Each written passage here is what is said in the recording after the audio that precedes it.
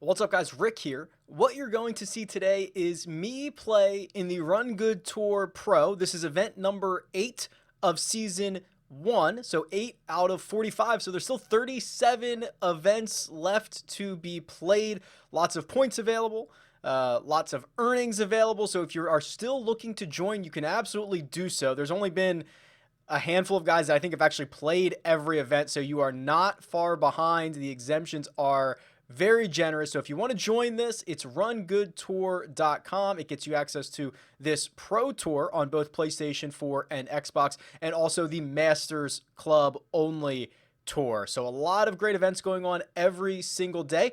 I'm playing on Xbox in this video, which I'm not very good at. I'm much better on the PlayStation, but I hope you enjoy because the Lone Red Maple is one of my favorite courses. The Lone Red Maple. This is event number 8 for the Run Good Tour Pro. I'm playing on Xbox today, so it will likely not be pretty, although my handicap is getting better. I think I'm like a plus 12 and a half now. I'll have to take a look in a second. But the Lone Red Maple, this is a course that was suggested to me a while back. And it's kind of been sitting in my favorites for a long time. So I'm glad I finally got a chance to unveil it to the tour here. And that's a terrible shot. Has some unique features. It's very aesthetically pleasing. The course is kind of all out in front of you. So I do enjoy it quite a bit. You'll see, I'm sure one of the most talked about features we'll get to later. I've already seen a couple of tweets about it. But I think I'm going to make bogey out of the gate here. This is not a good start. Let's see if I can roll this putt in.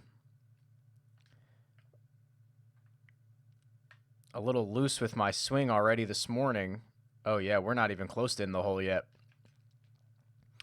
Probably play this event and then switch back to PlayStation to play the Masters event with master clubs.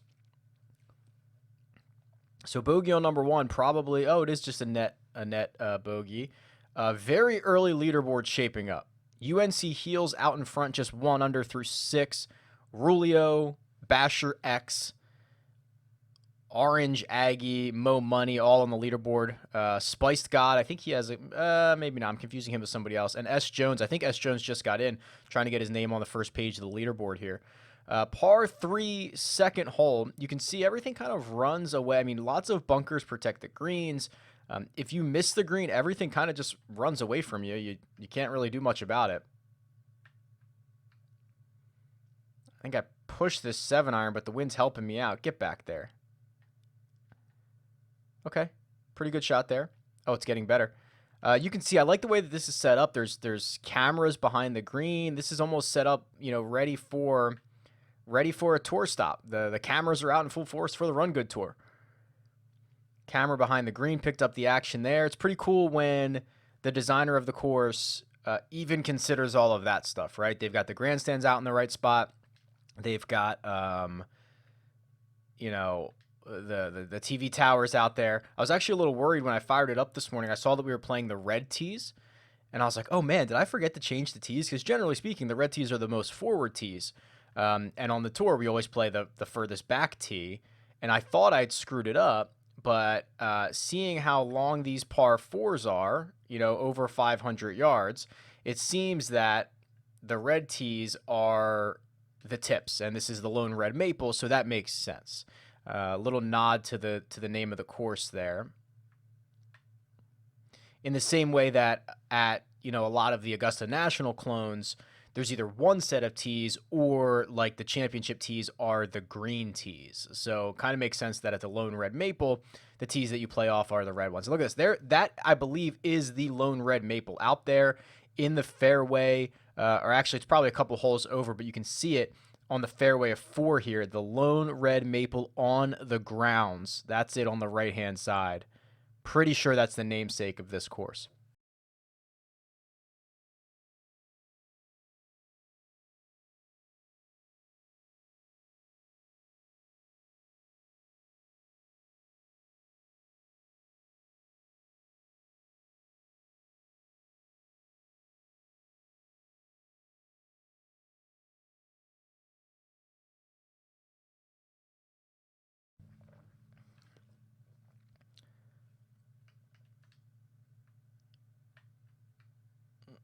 Okay.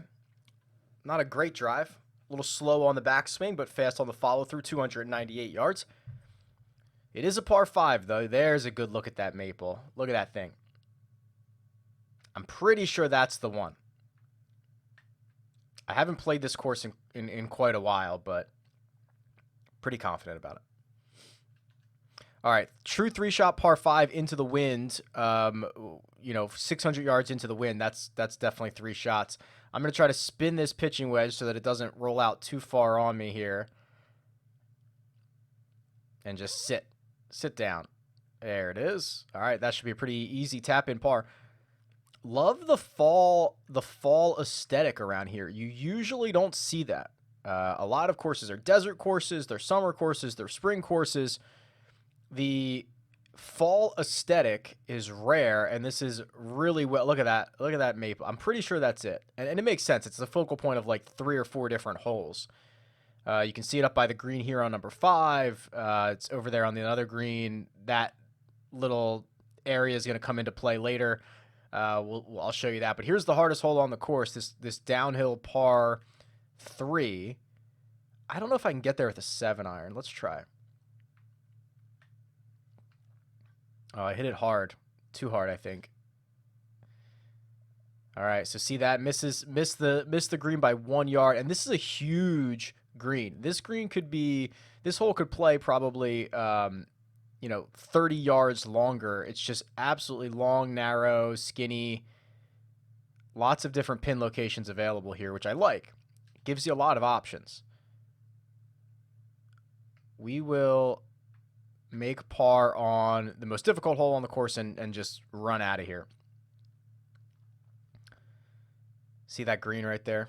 All right, I am in the lead, obviously very early. I know a lot of guys have not even started their rounds yet. Here's another very long par 5, 651 yards. So while the par 5s are usually the holes you want to be able to get out here on the tour, this one is playing the 3rd most difficult hole on the course. So we will see if we can even, take advantage here. Very narrow landing area to try to lay this up in. I hit a terrible shot leaking out to the right. It's going to get in the bunker, and it's going to plug. So this, I'm battling for par right now. That was a very bad layup. Let's try to get this 9-iron up there. Still not going to get out of it. I'll be in the thick stuff in front of the green. I've got my work cut out for me to even make par here. So let's see. Carry this wedge up there. Flop the lob wedge. I have a little bit of a backstop. See if I can spin it maybe. Okay. Right next to the hole, 1 foot. I'll tap it in. It'll be par.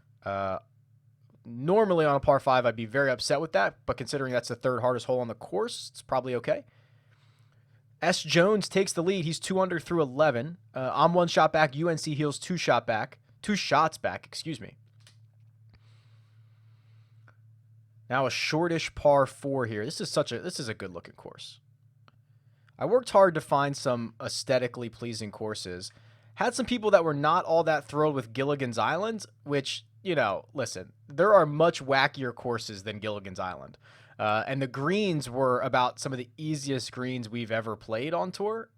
It was just tee to green, and it wasn't wacky. It was just like some parts were through a cave. It was dark. It's not like you had to hit it through a windmill or anything like that. It wasn't miniature golf. I thought it was a fair course to play. Some people didn't like it. Hey, it is what it is. We're playing 45 events. I wanted to be able to mix up. Oh, hit the flag stick there. Wanted to be able to mix it up a little bit, give you a break here and there, have a little fun. So that's about as wacky as I think we get. Gilligan's Island Country Club. I thought it was fun though. Par there. We're now 2 shots back, though, because that's going to be a net bogey for me. S. Jones opening up a 2-shot lead. Here's another par 3. This is a really great par 3 because of the way this green is shaped. Look at this. Very narrow. It's just like this. I don't even know how to describe this. It looks like a dog bone. Very narrow, a little bit thicker on each side, and just like almost impossible no matter where the pin's at. You're never getting more than, I don't know, 8 yards to hit your spot. So ours will trickle just into the fringe here. I will putt it, and it'll be quick. It'll be downhill. It'll be left to right. I'm just gonna throw it pretty far up here. I don't think I hit it hard enough. Stay up. Okay. So I'll miss it on the low side. It runs past the hole, and I've still got, I don't know, 10 feet probably back up the hill for 11 feet for par. Look at this, and it's a big swinger. Turn in, please. No. Bogey there. Bogey on the par 3. So we've now given up a couple of shots, and I think this might be a net double for me.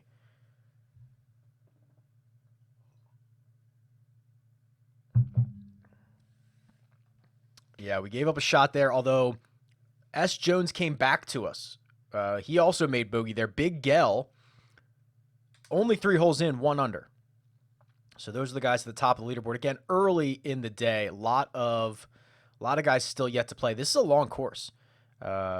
I mean, every single par 4 is like 500 plus. This one's 550.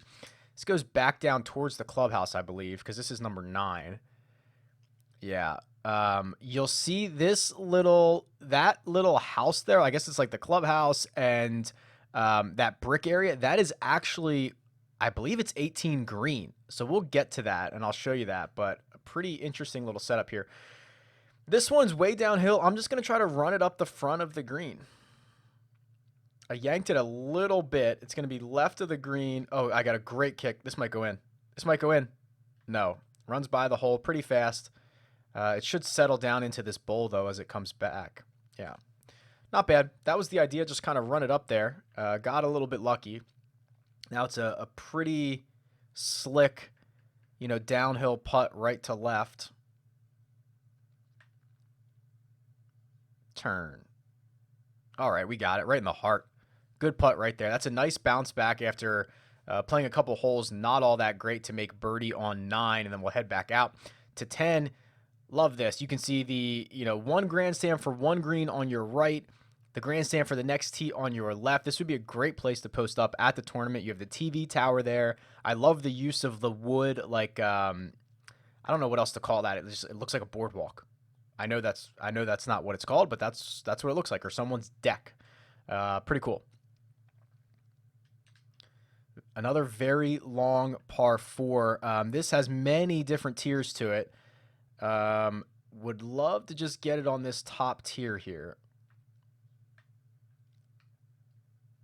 It's leaking on me. Stay up on that top tier. No, it's gone. Okay, it rolled away, but not all the way down. Probably at 40 feet. Wow, even more. 54, hard breaking right to left putt. I'm going way up here. This is a big breaker here. Not sure I hit it hard enough. Not bad, all things considered. I'll have 5 or 6 feet below the hole. 5 feet. This might be outside right. Oh, I played it outside right, caught the right lip, did not drop. I will tap in for bogey. That might be net double for me. We'll see where we're at on the leaderboard. Yeah, we drop. We're 1 over. S. Jones has extended a little bit. He's 3 under through 15. Big Gell still hanging in there, but only 5 holes in. Another very long par 4 here. And this is kind of what I wanted to do.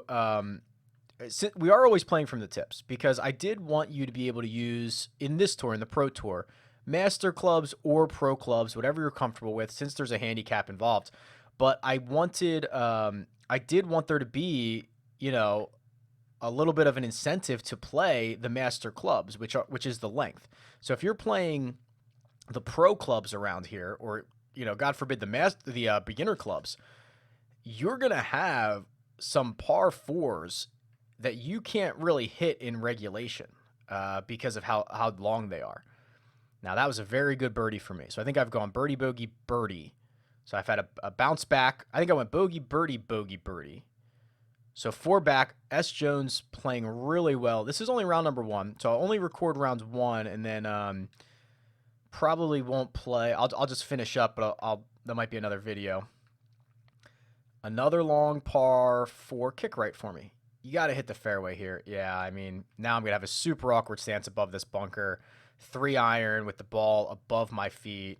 This is got to be a layup. So if I can just get one down here over that first bunker, down in between those other two, kind of like that, although that's pretty good. If that gets a big kick, that might jump onto the green. Get up there. Wow. That's about as good as I could have done. It's going to roll all the way to the corner here. Massive greens, too. The green complexes here are just absolutely enormous. This is a double breaker, but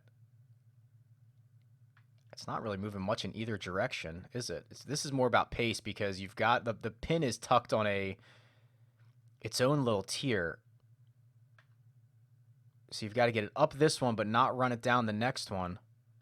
I think I've done it. Okay. Really good speed on that. I did not know what direction it was going in, so I should just be able to tap that in for par, and we'll move on. That was the second hardest hole on the course. So happy with that. The Lone Red Maple. S. Jones made another birdie, so he's 5 under through 17. Another great par 3 here. This is a very... I love this course. There's grandstands out there, but the fans are not on top of you, which is kind of unique. Oh, this is not well struck. Get up there. Big kick from a 5-iron. Not going to get there. You can see that grandstand is on this green, but it is significantly further back than you'd see most grandstands, which is kind of cool because it doesn't come into play, but the fans are still there. I chipped it in. Go in. Dropped it. Wow, how about that? How about that? Leave it in front of the green, chip it in. I talked a couple of days ago that I don't chip a lot of those in. It moves me up to a tie for second. I'm going to be 5 shots back of S. Jones, who must have really played well on the back. Let's see if I can play well on the back here. 632-yard par 5. So it is going to be downhill on the next shot, but this is it. I mean, you need master clubs around here, it feels like, because it's such a long course. Oh, this might be the one with that unique green. I think it is, actually. So, yeah, okay. See where the green's at? The green is actually on that little, it's almost like the deck of the clubhouse.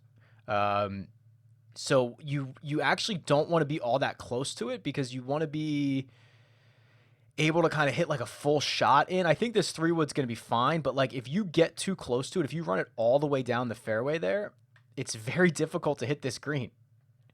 So I just want to be in the fairway so I can put some spin on it. It's a very small green, very narrow landing area. It's an uphill pitch. I guess I can take a gap wedge, add a little bit of loft. I have a good angle here, but you can see how this would be a little bit tricky if you were too close to this. And I've made that mistake before. I hit it really hard, but if it lands in the rough, I might be okay.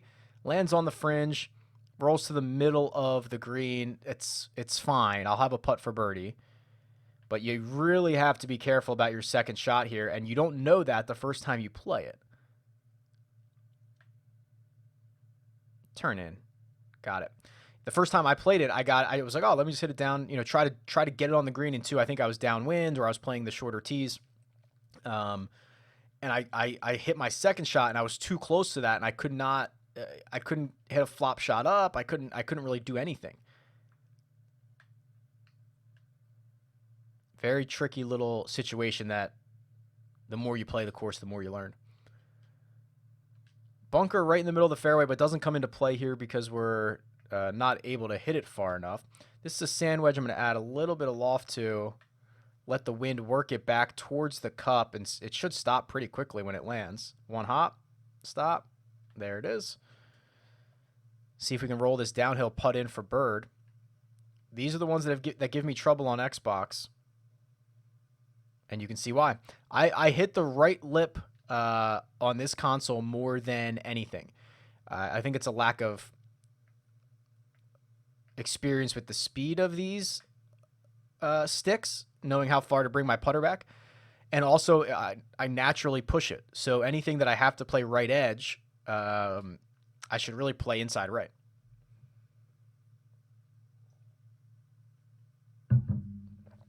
Look at this. Beautiful par 5 here. It also feels like there's a ton of par 5s and a ton of par 3s on this course. I'll have to look at the scorecard in a second. I don't remember, but feels like there's an extra par 5 and an extra par 3. It's almost like there's 6 threes, 6 4s, and 6 5s. I'll have to check. Maybe it just feels that way. Oh, man, there's a false front there. 3 wood's way too much, but I don't think I can get there with a 3. I'll try, though. If I can hit one fast, which I did, but then, nah. Stay in the fairway. Stay in the short stuff. Don't go too far down. That's fine. I'll check the scorecard after this hole. Flop shot up here. I'm going to want to stop it pretty quickly, so I'll add a lot of loft to this. Oh, I crushed it, though. Very bad pace. Very bad pace. It's not even going to stay on the green. I'll have to chip that again. So you get punished pretty quickly with one bad shot.